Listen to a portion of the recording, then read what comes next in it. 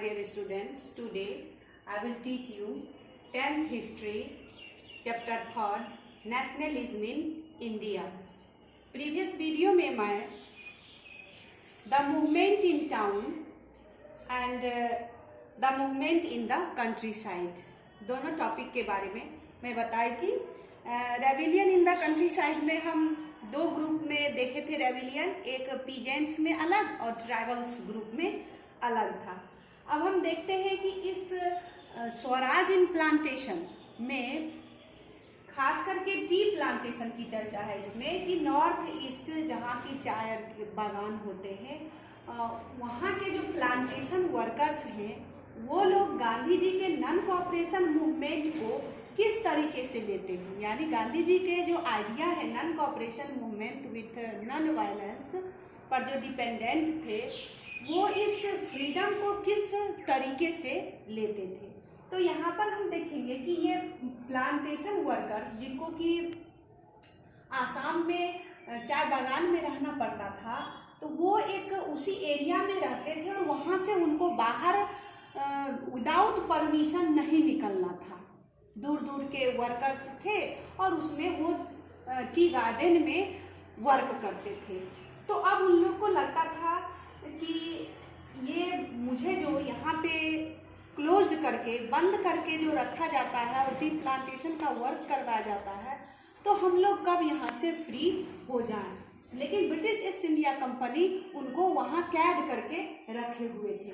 तो अब हम देखते हैं कि ये प्लांटेशन वर्कर्स थे, उनके लिए इस फ्रीडम का क्या मीनिंग निकलता है. तो freedom means the right to move freely, यानी ये सोचते थे कि फ्रीडम का मतलब यही होता है कि हम फ्री रूप से इन एंड आउट कहीं भी आ जा सकते हैं, घूम सकते हैं.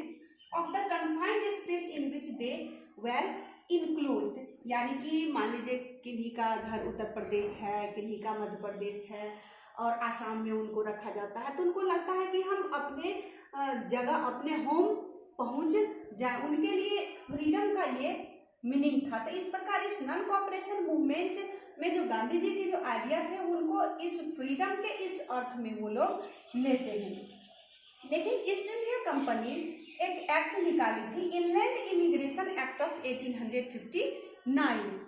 इसके अनुसार क्या था कि plantation workers were not permitted to leave the tea garden without permission, यानी कि प्लांटेशन वर्कर्स बिना परमिशन के उस टी गार्डन को छोड़ नहीं सकता है.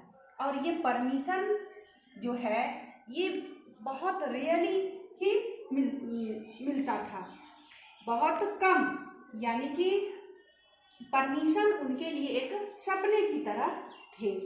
जब उनको लगा कि अब गांधी जी का नॉन कोऑपरेशन मूवमेंट के बारे में इन लोग को जब सुनाई हुई तो thousands of worker डिफाइड the authorities left the plantation and headed home.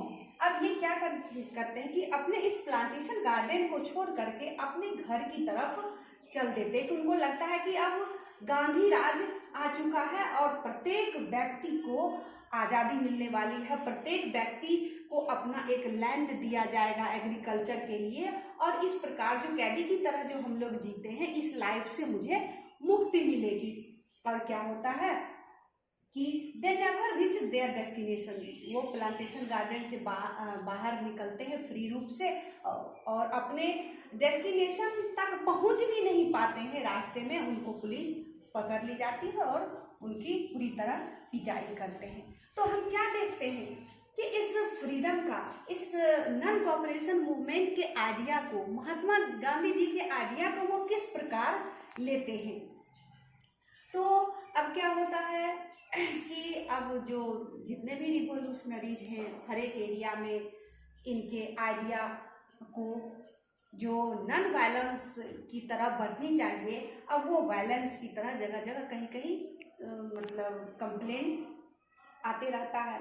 फिर क्या होता है, revolutionaries interpreted the term Swaraj in their own way, यानी जिस तरीके से मूवमेंट होती है उस स्वराज का, वो स्वतंत्रता का उस रूप में मीनिंग लेते हैं.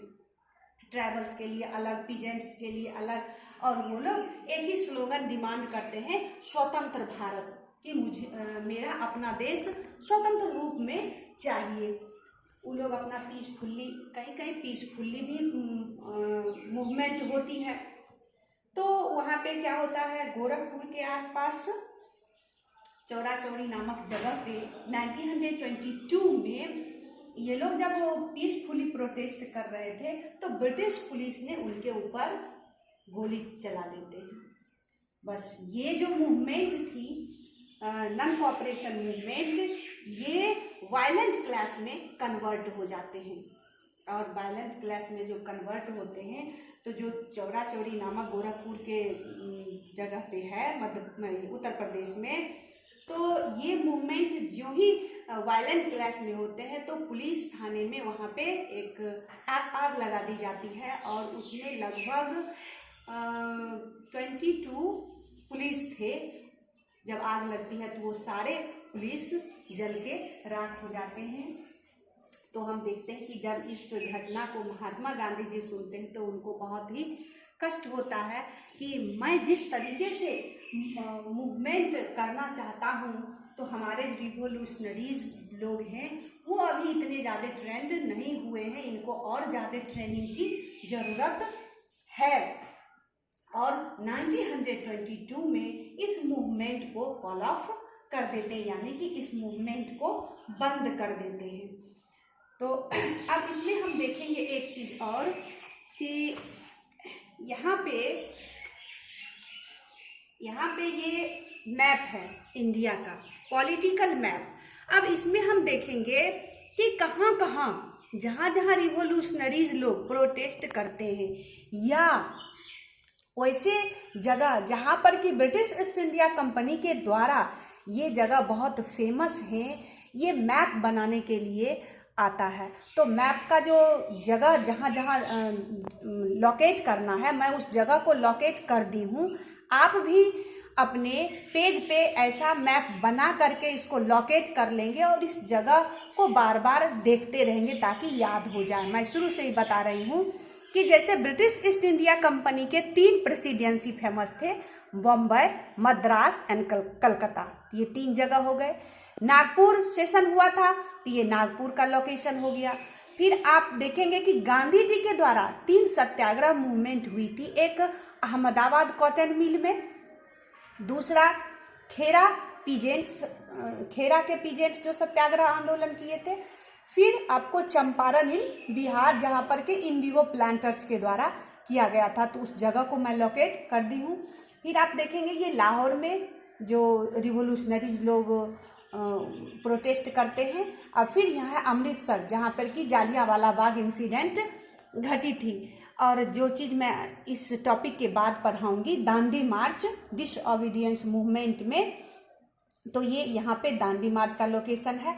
तो इस प्रकार ये सारे जो स्पेस है, प्लेस है, इस प्लेस को आप लोकेट कर लेंगे और इस लोकेशन के अनुसार ही एग्ज़ाम में मैप का क्वेश्चन दिया रहता है, तो आप इसको बना लेंगे। और आज के होमवर्क के रूप में है कि why did Mahatma Gandhi call of the non cooperation movement, यानी कि महात्मा गांधी जी क्यों नॉन कॉपरेशन मूवमेंट को कॉल ऑफ किए 1922 में। तो इस प्रकार आप इसको पूरा कर लेंगे। नेक्स्ट वीडियो का जो टॉपिक है वो टॉपिक 3rd है, टुवार्ड्स सिविल डिसओबीडियंस मूवमेंट के बारे में बताऊंगी। धन्यवाद।